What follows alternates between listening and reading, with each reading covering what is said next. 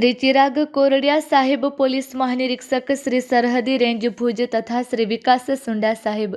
Police અધિક્ષક શ્રી પશ્ચિમ કચ્છ ભુજ નાઓએ નાસ્તા ફરતા આરોપીઓને પકડી પાડવા માટે સૂચના અને માર્ગદર્શન આપેલ હોય,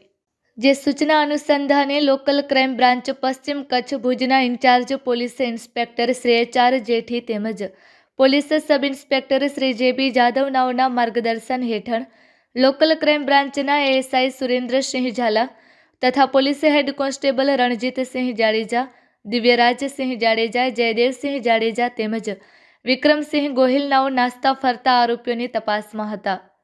દરમિયાન સુરેન્દ્રસિંહ ઝાલા તથા જયદેવસિંહ જાડેજા નાઓને બાતમી હકીકત મળેલ કે ભુજ શહેર B ડિવિઝન પોલીસ સ્ટેશનમાં BNSની કલમ મુજબના ગુના કામેનો આરોપી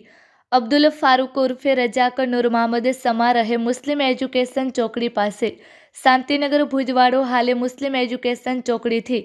રેલવે સ્ટેશન તરફ જતા રસ્તા પર હાજર છે.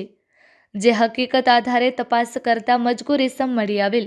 જેથી મજકૂર ઇસમને આ ગુન્હા અંગેની સમજ આપી પૂછપરછ કરતા મજકૂર ઇસમે આ ગુનો કરેલ હોવાની કબૂલાત આપેલ,